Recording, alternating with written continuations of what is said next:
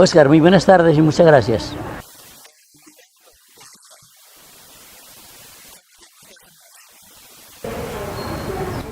Oscar, en el año 1969 llegué como educador al área rural. Allí ejercí el magisterio durante un año. Por problemas de orden público hubo necesidad de que me trasladaran a la zona urbana y llegué a la Escuela General Santander en octubre del año 1969. Yo nací en Venecia el 24 de octubre de 1948.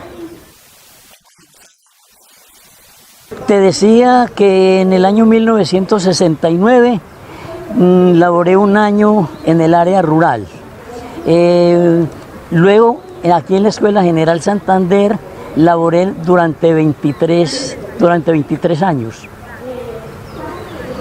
En esa época, recién, en ese año ocurrió la represa de 1970. Ya ejercía yo el magisterio en la Escuela de Niños Santander.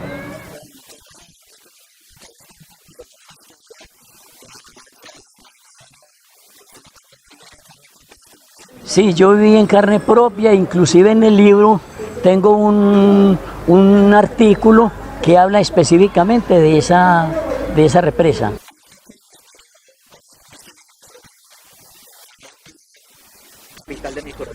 El amor a Dabeiba,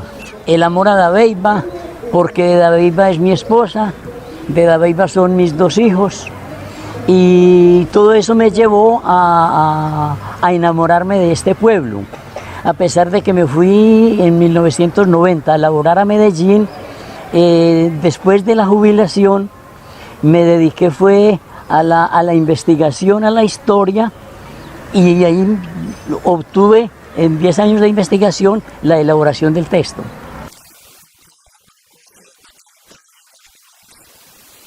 ...130 años, porque el municipio recién cumplió 130 años de ser erigido municipio. Hay que tener en cuenta que esa fecha es de municipio, porque 167 años cuando empezó como poblado en el Muán. A partir del año 1850 empezó el caserío en el Muán. Y 37 años después se organizó o lo decretaron municipio en el lugar donde se encuentra hoy en día.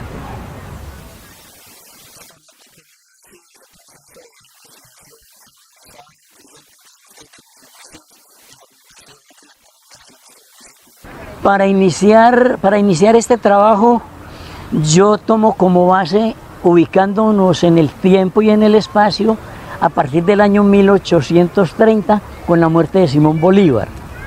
Porque 20 años después, en 1850, fue cuando empezó el caserío en el Moán, en Dabeiba Viejo, a las orillas de la quebrada del Moán.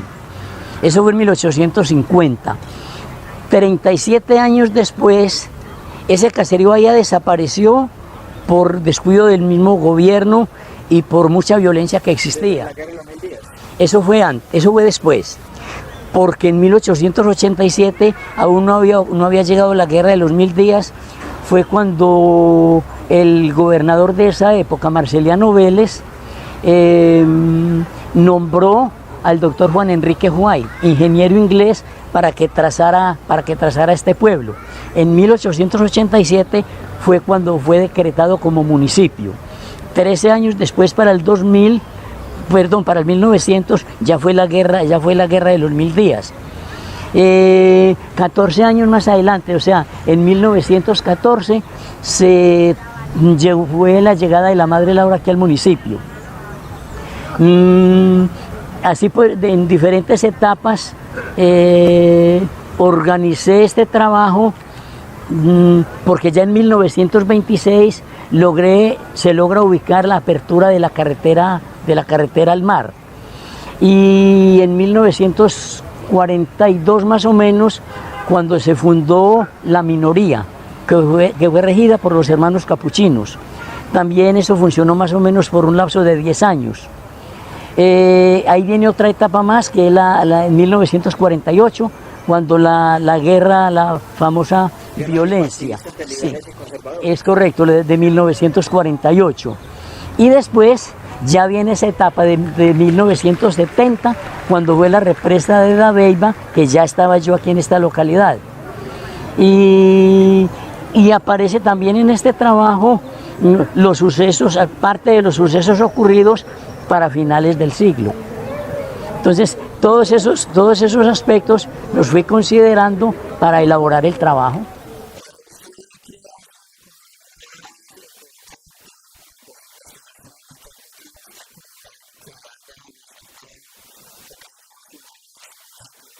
Sí, y de los importantes, el doctor Juan Enrique White, ya dijimos que es un ingeniero inglés. Él llegó por lado de Tumaco, de Buenaventura, llegó para Cali, contratado para abrir ferrocarriles. En esa época él conoció a Medellín y conoció a Marceliano Vélez como gobernador. Entonces,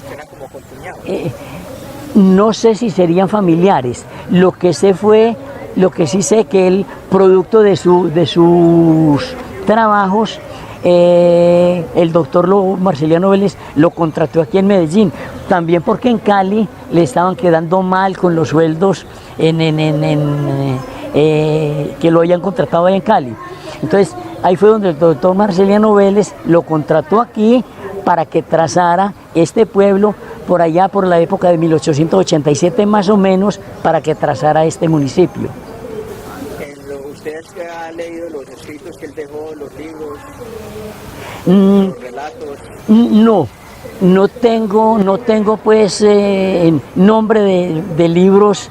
Lo que tengo conocimiento es él sacó un escrito de la Junta Catequizadora del año 1915, cuando la Madre Laura estaba aquí en Dabeiba. Sí se conocieron, inclusive tengo el original también. En el texto aparece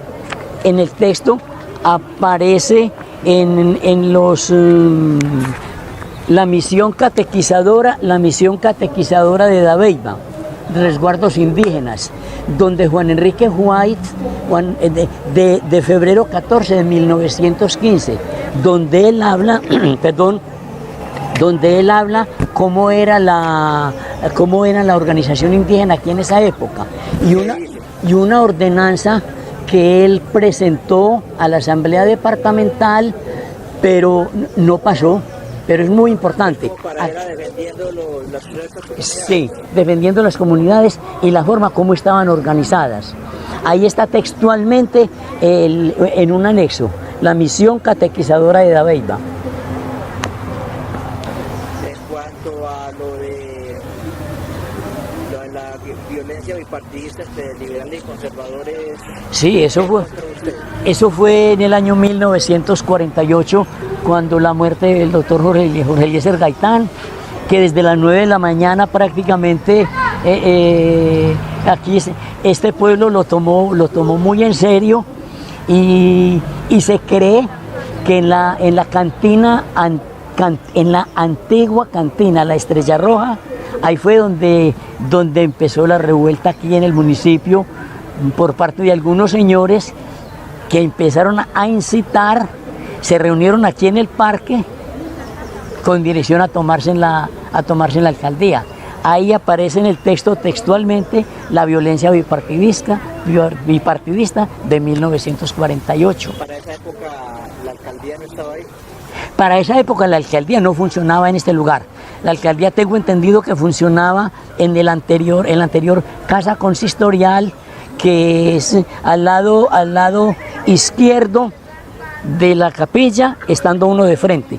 Al lado izquierdo de la capilla, estando uno de frente. Ahí funcionaba la casa consistorial. Correcto. ¿Cuál es la historia, la leyenda del tesoro de Dabeiba? Esa historia del tesoro de Dabeiba, ¿De dónde se infundió? eso los españoles tenían esa información. Los españoles fueron los que llegaron con esa información. Ellos fueron los que vinieron en búsqueda de ellos, saliendo desde los lados de hoy en día Necoclí, que en esa época era otro municipio, otro poblado, si no estoy mal era San Sebastián de Urabá, que partieron de allá en varias misiones, pero por la violencia de los mismos indígenas en esa época, prácticamente no lograron hacer efectiva el encuentro, a pesar de que sí encontraron muchos tesoros. En el texto también aparece las diferentes correrías que ellos hicieron y los españoles encargados de esa misión. Es correcto. ¿De dónde viene el origen del nombre de la Capica? Pues algunos dicen que es de una señora que era la que protegía a los indígenas. Entonces el nombre, sí, entonces, que era una señora que protegía a los indígenas. Sí, y la otra leyenda es del tesoro. Entonces son dos versiones que hay para eso, para el nombre.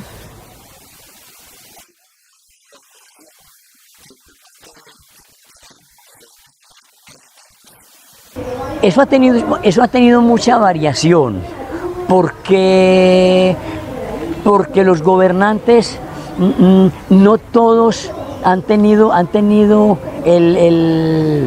como el conocimiento, no han tenido como el interés de sacar esa legislación.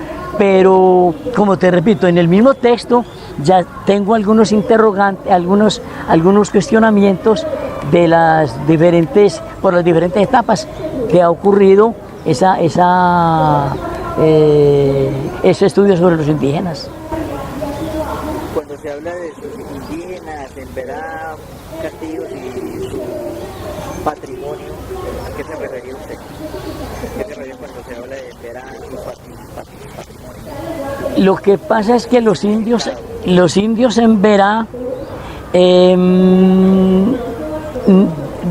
los que han estado aquí los que permanecen en esta región, los que la madre Laura alcanzó a conquistar, era una tribu, la tribu de esta zona, con su dialecto. No, muy importante. No, eso. Pues las diferentes calles y las diferentes carreras, muy importante, por la sencilla razón de que cada calle y cada carrera hace alusión sobre todo a los próceres. También hay una calle que es la calle Marceliano Vélez en honor al gobernador, que había de gobernador, el que firmó el decreto eligiendo este poblado como municipio. Marcelino Vélez, o Marceliano, es Marceliano Vélez Barreneche. Y la carrera Juan H. White en honor a Juan Enrique White. Pero hay otras calles, La calle Peralonso, como la calle Peralonso. la Ayacucho, tal vez sería por la guerra de los 1000 días. La calle Peralonso, sí, fue por una batalla que ocurrió en la Guerra de los 1000 días. Fue como en los Santanderes. La Guerra de los 1000 días dio su inicio por Santander, sí. Y allá fue una batalla, la batalla de Peralonso. Y hay otros héroes, está Murillo Toro, Manuel Carrera Murillo Toro, está también la Manuela Beltrán, está la Antonia Santos, está el Antonio Nariño, Juan del Corral, Ayacucho. la calle La Soledad, la calle Ayacucho. Esas son las más importantes del pueblo.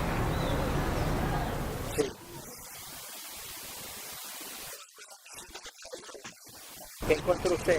¿Qué La habla usted sobre la Madre Laura? La Madre Laura llegó aquí a Dabeiba en 1914. Hasta muy mal que le fue, porque las autoridades de esa época, no encontró mucho respaldo.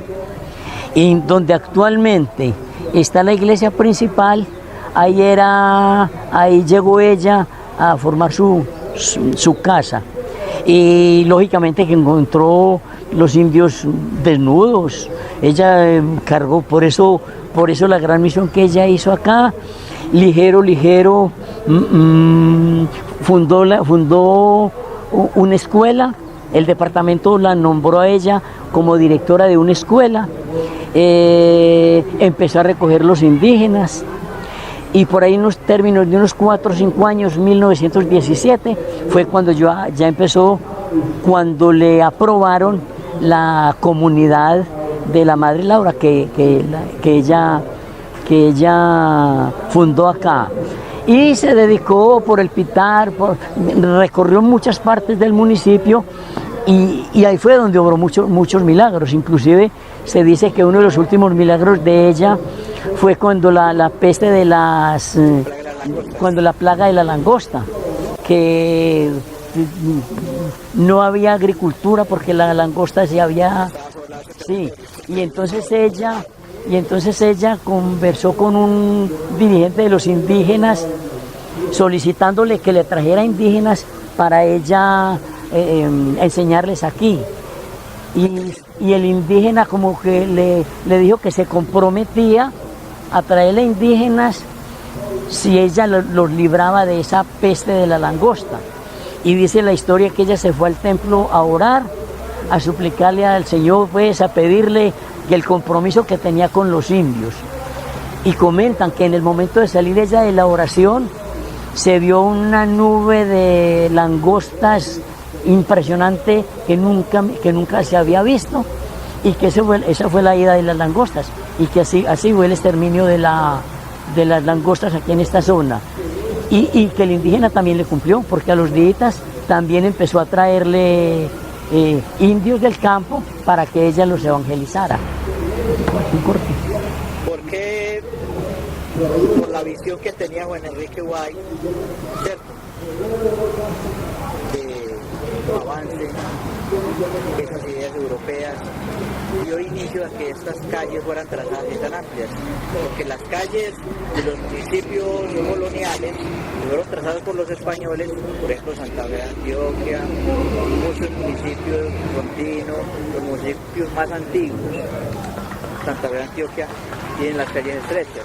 Sí, este pueblo específicamente, la visión de Juan Enrique White fue construir estas calles, las carreras de 20 metros de ancho y las calles de 16 metros de ancho, porque él tenía, en esa época que él estaba trazando este pueblo, estaban trazando el ferrocarril para Puerto Berrío. Y entonces él manifestó que por este pueblo debía de pasar el ferrocarril para Urabá. Y por eso construyó la carrera principal, que es la Uribe-Uribe, de 20 metros de ancho. Porque él decía que por esta calle tenía que pasar el ferrocarril para Urabá. Y eso lo estuvieron analizando. Pero llegó un momento en que la politiquería no hizo caso a eso y no hubo quien impulsara tampoco la obra. Por eso no alcanzamos a ver esa gran obra. Como otra obra muy importante que ellos proyectaban era la quebrada Antadocito. La quebrada Antadocito normalmente nosotros la conocemos como la quebrada La Desmotadora, pero es producto de una desmotadora de algodón que hubo por allá en una época, en los años 30 o 40, en esa zona. Pero el nombre real de esa quebrada es la quebrada Antadocito. Y el sueño de ellos era canalizar esa quebrada Antadocito, que saliera por lo que hoy conocemos la calle La Soledad, que en ese tiempo era un camino, canalizar esa quebrada a salir directamente al río. Que no tuviera esas curvas. Que no tuviera esas curvas, y precisamente todos los desastres que han ocurrido del 50 para acá, cada que se crece esa quebrada, que es la que cruza por detrás de la plaza de mercado y por la escuela indigenista, que pasa por Puente Tierra y la escuela indigenista, entonces por eso es que ha ocasionado tantas desgracias. ¿Cuántas desgracias se hubieran evitado donde sí se hubiera canalizado esa quebrada por allá para salir directamente al río? Esa fue otra de las obras grandes que pensaban los primeros pobladores, los primeros dirigentes aquí de la población, o que los que tenían visión de futuro, porque ya los dirigentes que fueron llegando, no le pararon bolas a eso. Óscar, es como la quebrada, es como la avenida Balboa. La avenida Balboa puede tener 50 metros de ancho, pero la avenida Balboa no funciona sino desde la carrera Uribe-Uribe hasta la carrera Juan H. Huay, porque de la carrera Uribe-Uribe hasta la carrera Murillo Toro, eso quedó invadido. En los años 50 lo empezaron a invadir los que conocemos estuvimos aquí en esa época, las famosas sancocherías. Eso fue una invasión. Y hay documentos donde un alcalde quiso recuperar esas tierras y un dirigente de aquí del pueblo no permitió que eso se lograra. Es lo mismo que la plaza de mercado. La plaza de mercado que se tiene, esa plaza de mercado está invadiendo la avenida Balboa.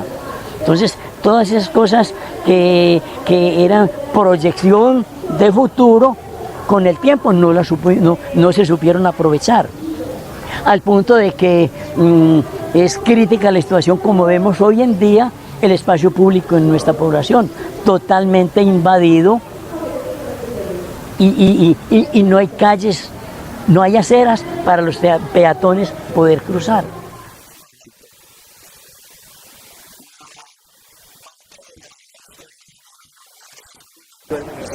La guerra de los 1000 días fue fatal. La guerra de los 2000 días fue fatal, porque este pueblo apenas llevaba 13 años de municipio, estaba empezando a progresar y con esa guerra no solamente los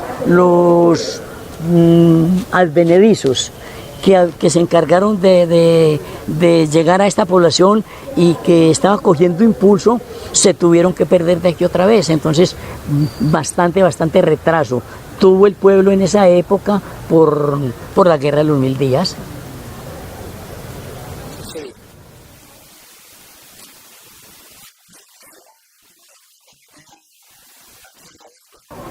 Esa carretera empezó por ahí en 1926, pero directamente salió desde Medellín a Pico y Pala. Y se cree que por ahí por los años 38 fue que llegó aquí al municipio de Dabeiba, pero eso fue a punta de pico y pala. Por eso los que conocimos la carretera en el 50, en el 60, nos acordamos que se hablaba era de la trocha.